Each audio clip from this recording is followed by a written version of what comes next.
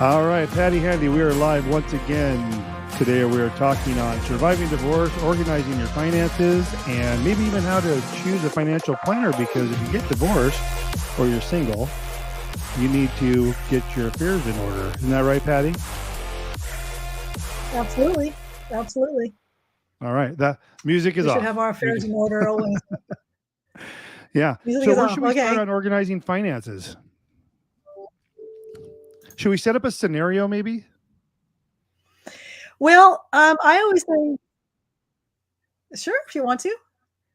Whatever you feel like doing, Tim. I'm Do you game. want to talk about someone who's just newly single, doesn't have to be divorced, just or you know, don't have to be even newly single. Just I know you focus on single, divorced, and widowed women. We could kind of use that, but I guess this information would apply to anyone. Yeah, at the end of the day, this does apply to everybody, and it just becomes really super important when you're going through divorce or if you've lost a spouse. And it's sort of a reminder that you should be doing this before any of these things happens, just so that the process of a divorce or if you've lost a spouse isn't as I mean, it's already a very trying, emotional, traumatic experience. You're dealing with grief, you're dealing with sadness. The last thing you want to be doing is trying to find paperwork and trying to uncover statements and all that stuff. So I really, suggest that people look at this, today, now, whether you're single by choice, happily married, whatever the situation is. But yes, have everything organized. And it sounds like, well, duh, yeah, of course you should have everything organized, but do we do it? Is that actually happening? And so what I'm going to just say is just a simple accordion file. I like a paper file myself. If you're one that likes digital files, you can certainly have everything scanned and keep it on a separate file on your computer. Just make sure that everybody in your family that you have as either a beneficiary or you have a dedicated person that understands, your estate. They know how to get to it. They know how to get into your computer. They need the password and where to find that on your computer, so they can easily download that and have access to it. But essentially, you want to take everything with regards to your world, from all of your assets. So that includes all the 401ks from your various companies, retirement funds, your regular brokerage accounts, any debts, any credit cards, any insurance statements, bank statements, of course. So any assets, any liabilities, your mortgage statement, understand your home insurance, all those documents that if you were suddenly gone, how would they keep the house running without things going chaotic? So everything that looks like, again, I like the paper file. So, get an accordion file and have that in one location, and then put that into a little mini strong box in your house, or keep that somewhere safe. Mm-hmm.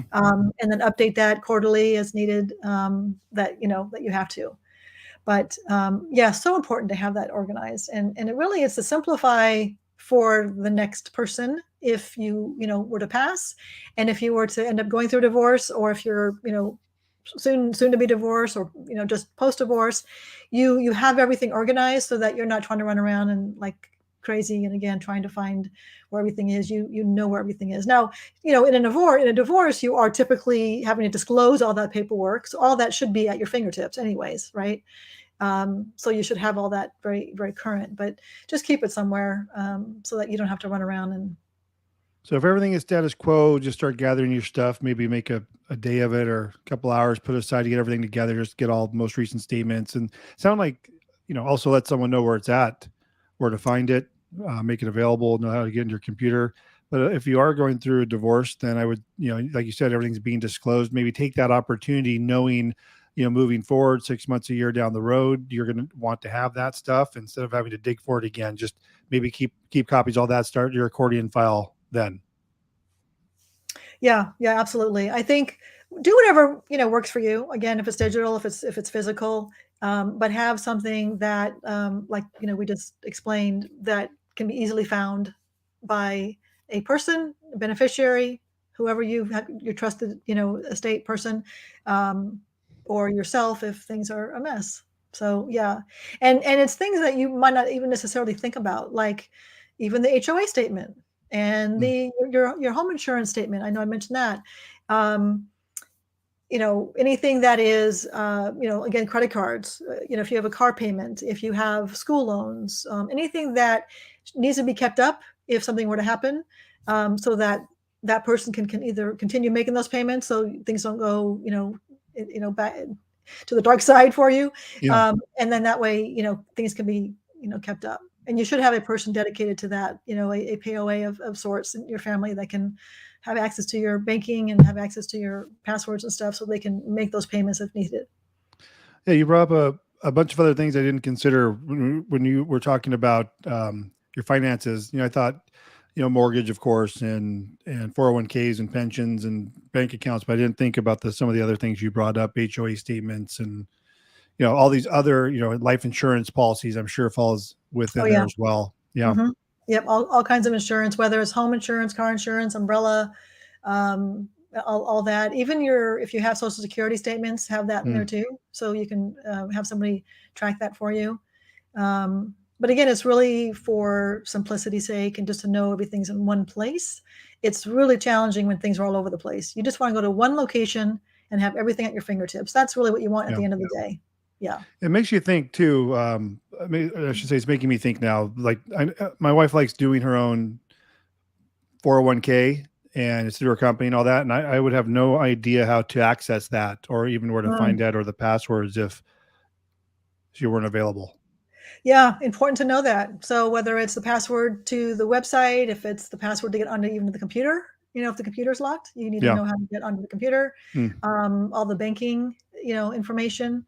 Um, I will share, I want to say we discussed this in a prior episode, but I'll share it for those that might have missed it. And in case we didn't share it, there is a program called Everplans. Did I mention that That before? doesn't sound familiar. What's it called? Okay. So it's called Everplans, and it is a digital. I call it a digital safe deposit box in the cloud. Um, I'm not an affiliate, so I don't make any money by referring to it. But it's a really a very cool product. It basically allows you to upload all of these things we just discussed and more into your Everplan, and then you assign a deputy, they call it, and that deputy has access to that account when you tell them they have access to it. So they can have access to it today while you're alive and well, or they can have access to it only when you pass, or if you were to be incapacitated or something would happen, that deputy would be able to go into your Everplans, and in your Everplans you can put all of your passwords for everything. You can put all of your copies of your statements, and you have to update that quarterly or semi-annually or whenever you want to. And everything that I just mentioned, you can upload into this Everplans. So that deputy has one place to go, and you just tell them ahead of time. If something happens to me, go to Everplans. You're the deputy. You don't get to go in there until I'm gone, or you get it if I'm in a coma or whatever the case is.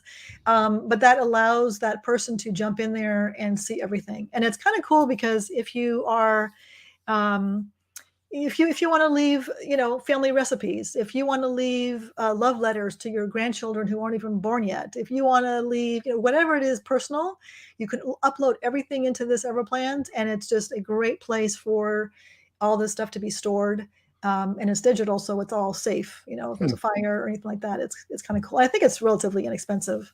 Yeah, it doesn't look like they outrightly show their pricing, which always concerns me. But when I just Googled Everplan's pricing, it looks like other review sites we're talking about. It looks like they're like $75 a year. Yeah, So it's very, yeah, really super. I was gonna say it's 75 a year. That's what it was last time that sound right? yeah, it does. They used to have a video on the home page that would kind of walk you through it. And when I was on there sort of recently, I didn't see that video, so they might have updated the website and changed some things around. Um, but it's a very cool product. I actually have it myself, and everything is in there. And I have my deputies assigned, and all that's there.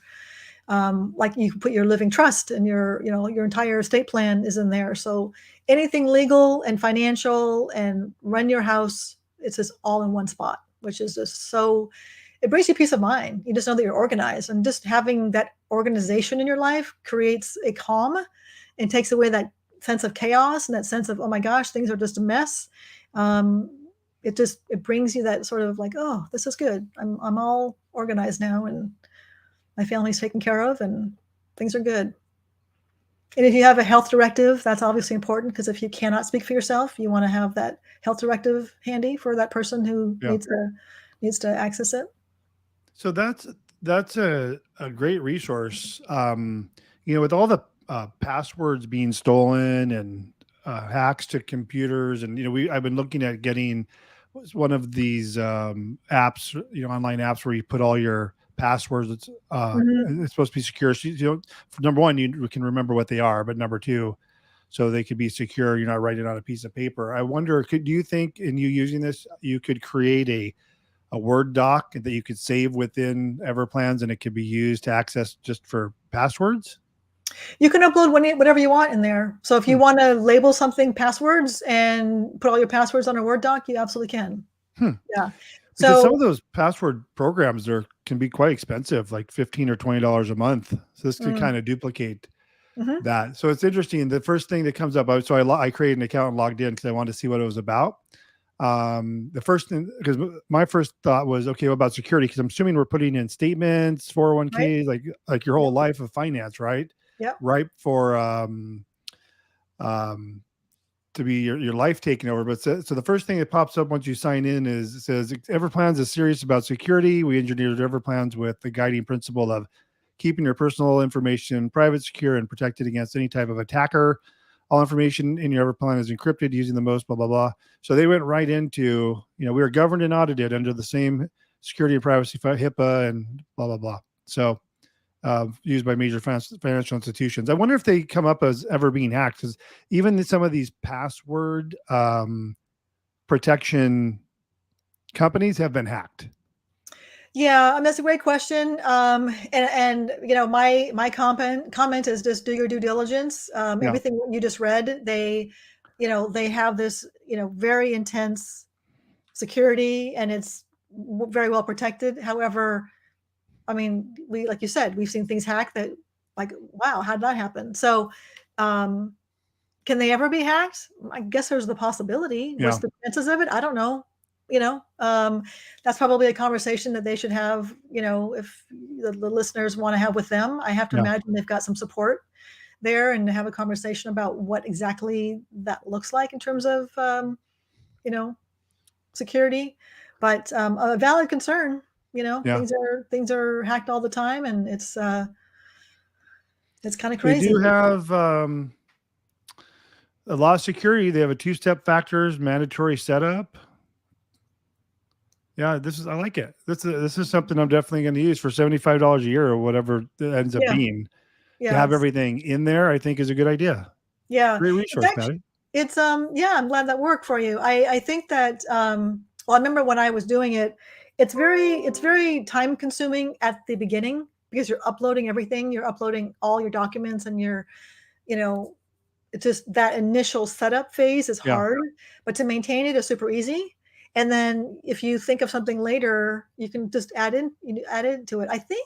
I want to say it might even allow you to upload pictures and videos. So if Uh, you and I'm not 100% sure, but I want to say I saw that somewhere. But if you want to record like a video to your family after you're gone, or pictures, your family pictures that you want to make sure are safe from fire, and you don't want to store them in your house, or whatever. um, but it's a great, again, place to have all that stuff stored, and it's just like I said, it's one location. oh, this is very cool. And you said it's difficult, but is It's it more very user difficult? friendly. It's What's very that? user, it's very user friendly.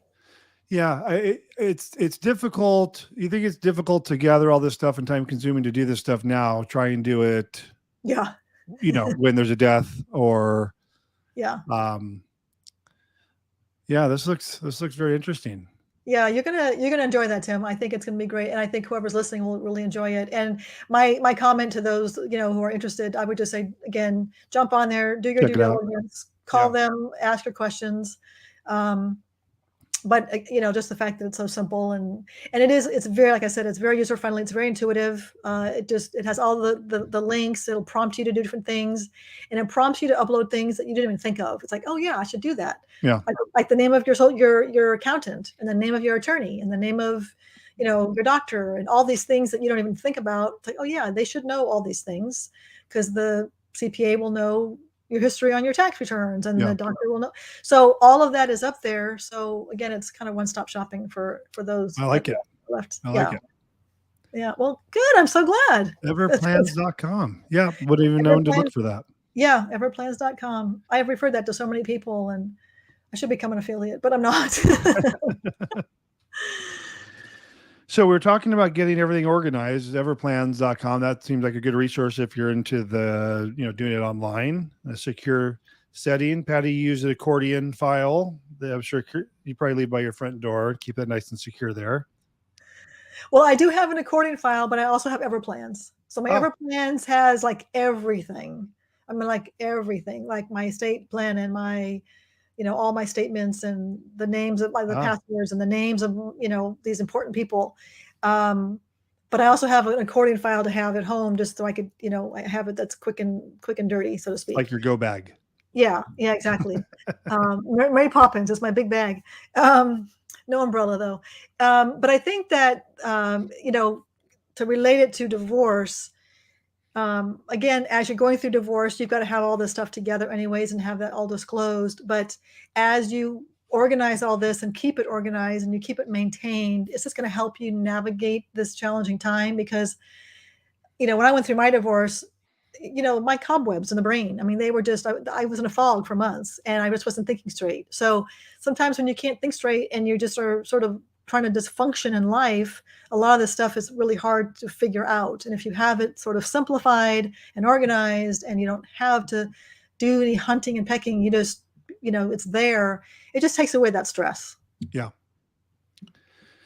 What other tips do you have for getting organized? I mean, that's really it, I would imagine, to getting everything out. And it's going to take some time. I said set a few hours aside, but I think that's going to be more like a weekend. It does take time, and I couldn't tell you how long it took me. I think I would do an hour at a time, and it probably took a few weeks, but it wasn't like every day.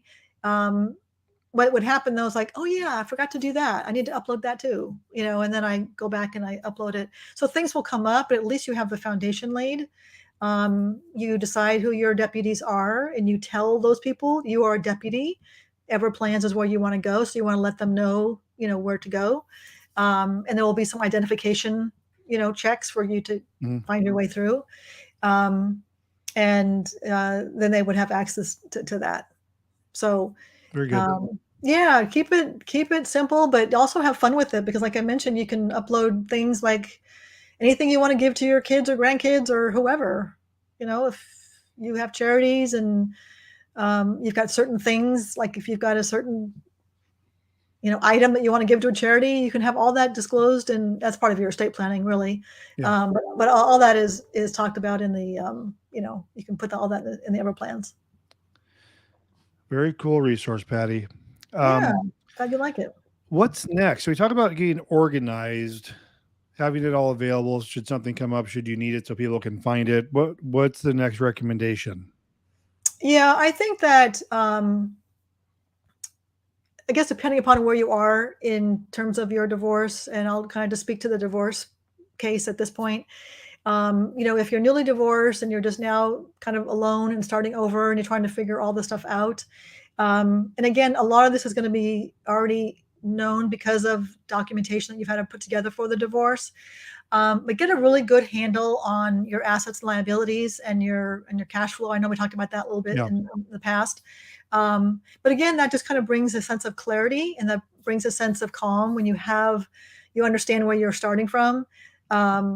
So for those that missed the prior, whatever number it was on, just get a good handle on where you are today financially. So there's no unknowns and trying to figure life out. And I know I mentioned this before as well. And that is don't make any big financial decisions while you're still in this fog. Wait till you can kind of think straight and you've come out of the darkness, if you will. And then you can start to look at like your financial issues and stuff. And that's where we can parlay into our next conversation. I know we talked about like choosing a financial advisor and what that looks like. Yeah. So we can jump into that. So we got everything organized, whether it's from a divorce or you just decide one day we should probably get it organized, create a financial plan.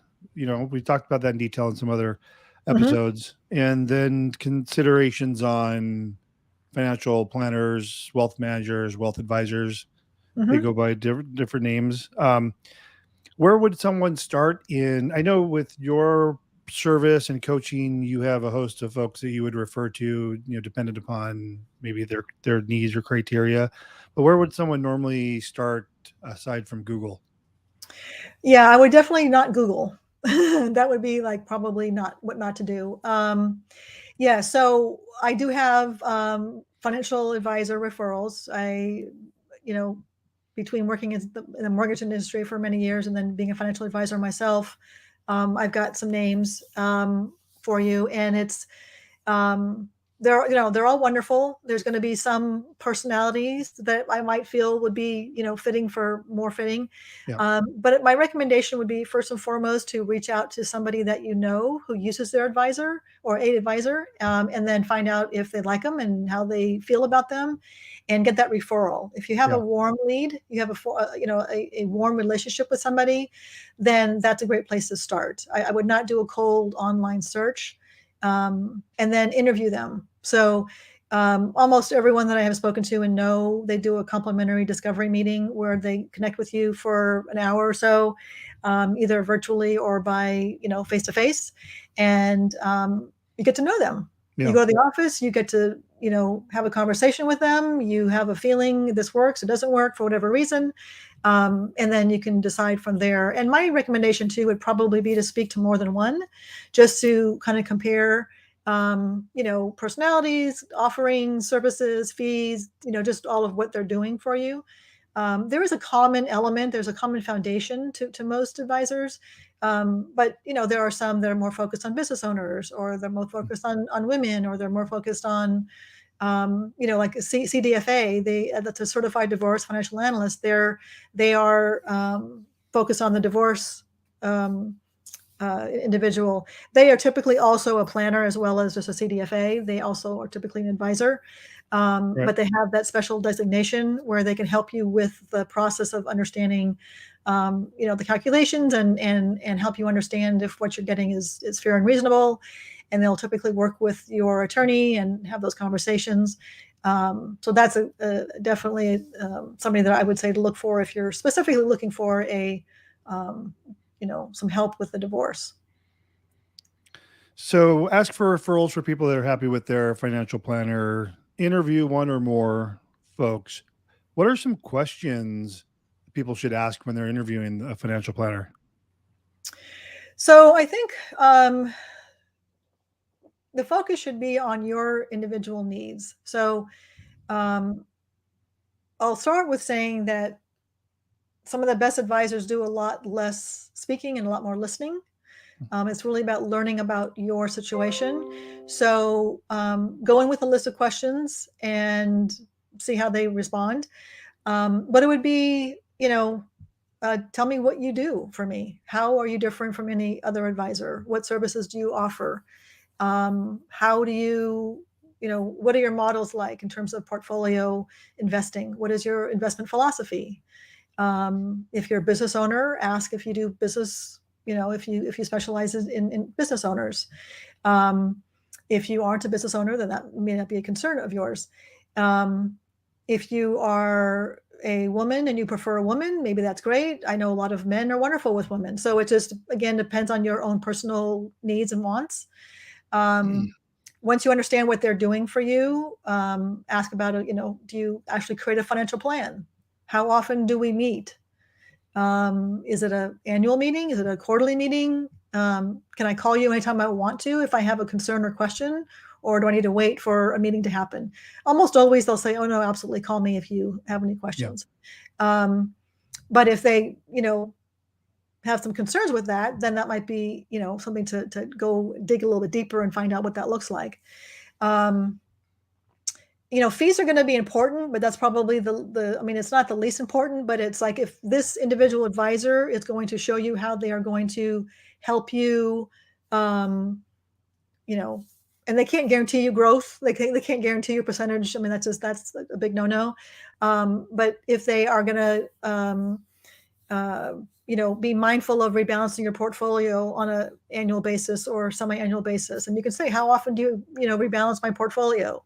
Do you watch my Roth contributions? Will you remind me that I have to contribute to a Roth? Will you help me understand if I should do a Roth contribution, a Roth conversion, or not? Because I want to move my money out of a regular IRA to a Roth. Can I have you help me? Can I count on you to help me navigate that conversation? Do you actively do tax loss harvesting, or do I have to reach out to you? Are you proactive in that conversation? I would ask, let's see, what else? There's so many things that you just have that conversation. And, as you navigate those questions, more questions will come up and you'll go down different, the rabbit holes. But again, try to find somebody that does a lot more listening than talking, and a lot less selling of their services, and like, oh yeah, we do this, and this. It's like, no, let me hear about what you have and what your needs are, and then I can show you how we fit into those needs. It is important to understand what the fees are, for sure. They're generally industry standard from what those that I've spoken to. They're kind of all very similar. They're not going to vary much differently. I would, suggest a fee-based kind of firm, advisor that is charging you based on your AUM, which is your assets under management. So based on your portfolio size, they're going to charge you a particular fee annually. Some are just fee-based, where they just charge you a flat fee for the year, and they may or may not manage those assets. There's a few different ones that are out there. For the most part, most of them charge you, a percentage based on AUM, and they will include a financial plan, with that. And then just, find out what do I get for that fee? What is it? What other services can I expect from you? And do you do education with, will you help me understand how my money is invested? Is it, how do you allocate my assets, and why are you allocating them those ways? And just, be totally comfortable and fine with asking all the questions, whether you think they're, silly or not silly. Be okay with asking questions. It's your money, and you have the right to know exactly how that money is being put in the market. You talked about ask if they'll develop a financial plan. Is that different than them having that fee-based management, is that similar? Well, a financial plan it's kind of a separate thing. It's typically under the umbrella of working with an advisor, but a financial plan, like there are some advisors that I run into that just do financial plans. They'll take all your information. They'll understand all of what's coming in, all of what's going out, look at what you have in asset size, do some projections with, Social Security and Medicare and, all these variations. And then they will put this in this financial planning software, and it will kind of spit out, if you will, for lack of better words, a number that's kind of the health of your plan. Most of them use what's called a Monte Carlo, which is a very common software that analyzes based on 1,000 probabilities of the market, because we don't know what the market's going to do. 1,000 probabilities of what's going to potentially happen, and based on those 1,000 different possibilities in the market, your plan is healthy or unhealthy, or it'll rate it up to 99%. I don't think there was 100% healthy, but I've seen 99%. I've seen quite a bit of 99%, and I've also seen 40%. So it'll tell you how healthy your plan is. And that's, sort of separate from managing those assets. Okay. Again, there are some planners who will just do that plan for you. Most advisors that I know of will do both. If, they're managing your assets, they're going to put a plan together, and they're going to say, yeah, because this plan is healthy or not healthy, we need to do this, this, and this. It'll help you sort of strategize moving forward, what you should do. What's the next step? And they'll help you navigate those next steps. So I think, because I was told you off camera, we were looking at interviewing a wealth manager, financial planner, or whatnot. And you look at the fees and you say, well, what is that really going to pay for? Are they just going to pick a couple of, mutual funds, and we're going to pay a 1% or whatever the fee is based on that? But if it also includes financial plan management, I think that there's some value there with that. What is your thoughts? Yeah. Oh, absolutely. Yeah. The financial plan is definitely, you want to know where you stand.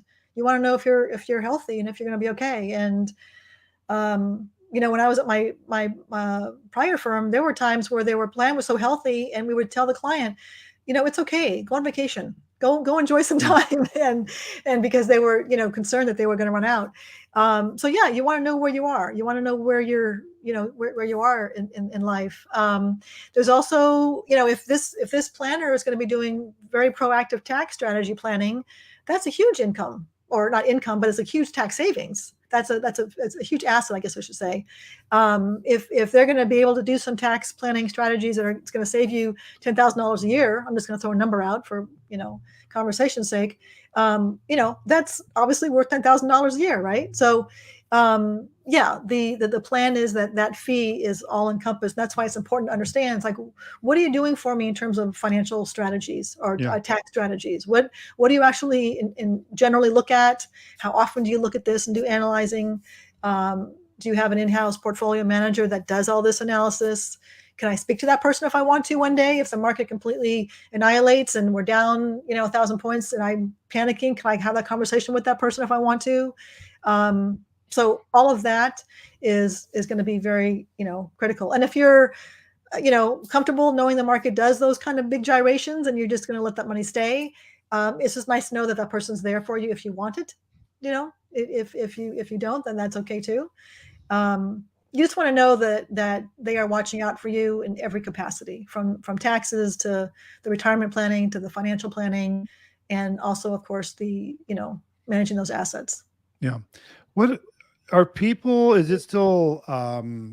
What do you call it when you send the money to the financial advisor or the company or what is that scenario versus say it's in like a Fidelity?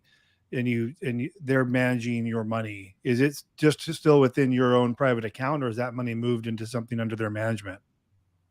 If you mean like if they hired you as a financial advisor, if you hire an advisor? Exactly. So if they hire an advisor, your money is going to go to whatever custodian that they have.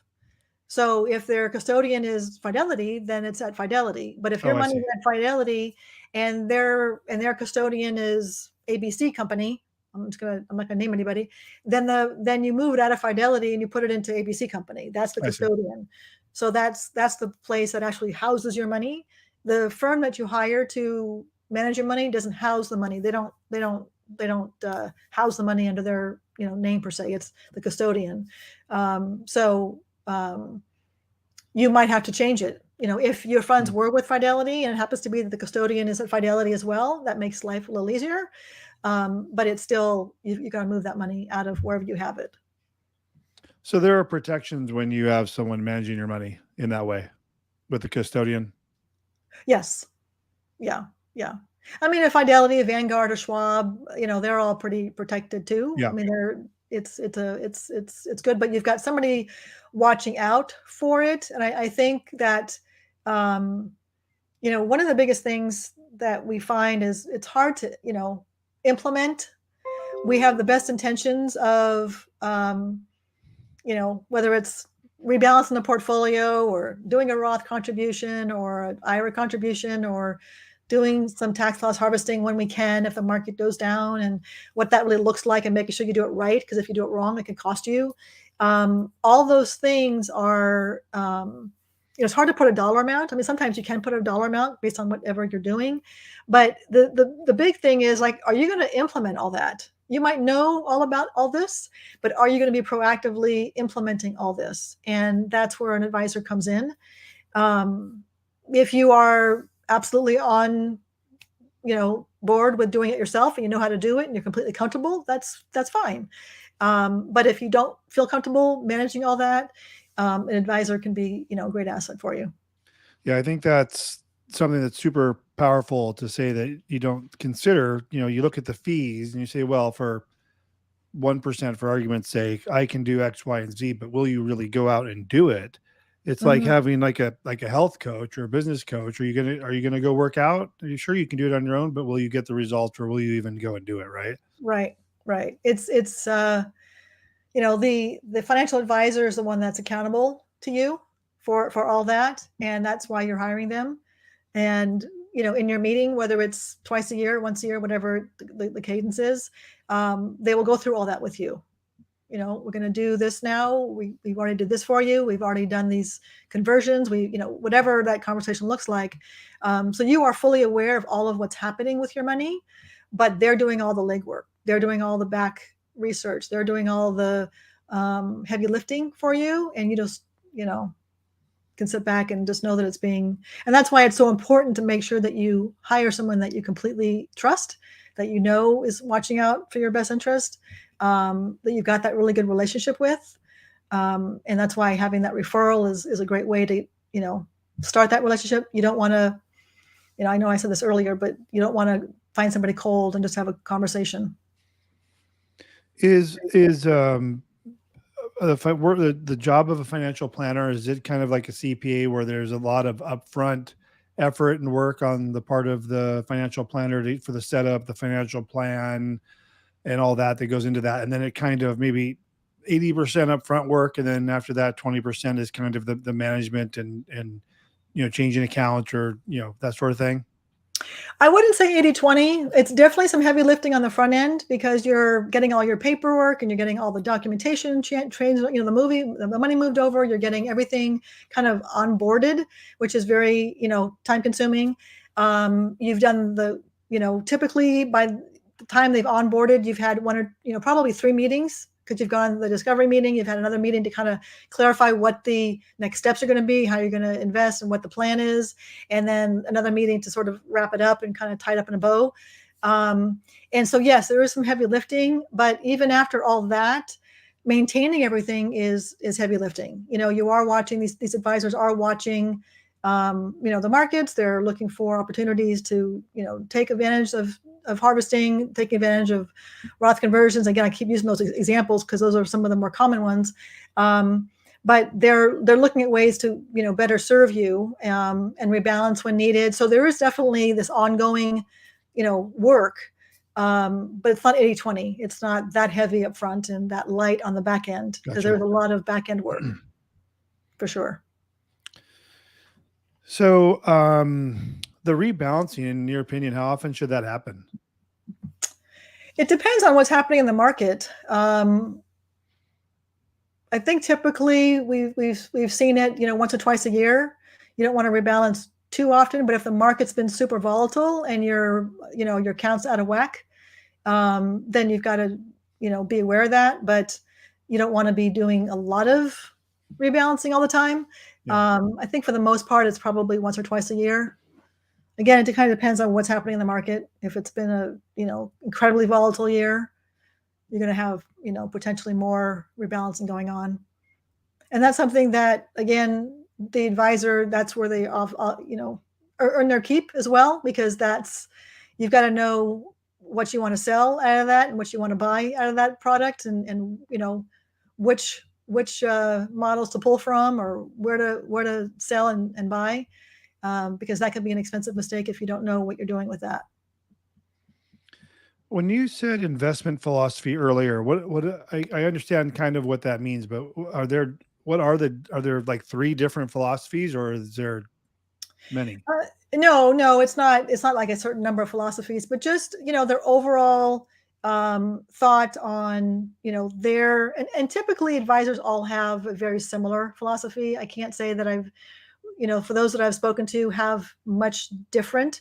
But as far as their thought on, when to do things in the market, their philosophy on the market in general, where we are with inflation or recession, and different events are happening in the world. If they're more, let's just sit back and not sit back, but like, let's not be quick to respond. Let's just see how things settle out. It's how they basically function as for lack of better words, as in managing that money. So again, those that I've spoken to, there's very similar. There's not like a vast difference, and there's not 2 or 3 philosophies. It's just, what's your thought on their, what's their thought when the market's going to, crazy volatile? What do you suggest that we do? And more times than not, they're going to say, we're going to sit back and we're going to wait, because this Always happens. Now this applies to, 401ks as well as I don't know why I can't think of the name. What is it, an account that you're just investing in, but it's not in a pre-tax vehicle? Well, there's just a IRA, a Roth, a 401k, a 457. I'm not sure. That's the retirement. Yeah, like non-retirement. Oh, like a regular brokerage account. That's what I was trying to think of. Yeah. Okay. Nothing different with that. I guess they would manage a brokerage account the same as a 401k. Well, the 401k is considered retirement, so it's going to be Yeah. longer term money, and so yes, that will be different in terms of how you're allocating your assets, because depending upon how old you are, if you're 25 years old, your 401k should most likely be all in the equity market, right? If you're 75 years old, your 401k will probably be not all in the equity market. The brokerage account might be your, I'm going to buy a house in the next 5 years money. It might be, I'm going to go on a vacation. I'm going to need 50 grand, whatever it is. So that's more money. That's your taxable money. And that's your generally your shorter term money. So those will be, generally speaking, allocated differently. And that's going to be a very personal conversation, and very personal, based on their cash flow, their cash needs, what their plans are in the next 5 to 7 years. And then they can, determine how that money is going to be invested. Perfect. What other advice do you have for financial planners? We talked about quite a bit. I have a whole sheet of paper here. Yeah, again, I would just say talk to somebody that you know and trust and like, and then whoever their advisor is that you know, like, and trust. Many advisors, even though they're not in your state per se, they can help you. If you have a friend who lives in Texas and they love their advisor, they might be able to advise you if you're in California. Or call me. I'm happy to refer you. I've got some wonderful advisors that I can refer you to. And usually I'll give you 2 names, so you have a couple to sort of interview and just resonate with the personality. Make sure you connect and you have that sense of you just have that intuitive good feeling that this is something that you like. And take your time. Don't feel rushed and feel pressured. If you feel pressured, or there's a time frame you've got to make a decision, that's not, that should not be the case. You just make it when you're ready. So, and trust your gut. I think intuitively we know when something sounds right or not. Patty Handy, as always, pleasure talking to you. I learn so much every time. Thanks, Tim. Always a pleasure. All righty. Well, tune in next, Tuesday at 2 p.m. We'll be back. I don't know what we're talking about, but there'll be something. Is it Tuesday or Wednesday? I don't know. What is today? Wednesday? Think it's Wednesdays. Yeah. Next Wednesday, 2 p.m. Maybe Tuesday. Yeah. I don't know. No, I think we'll get straight. Okay. All right, Patty. We'll talk to you next time. All right. See you soon, Tim. All right.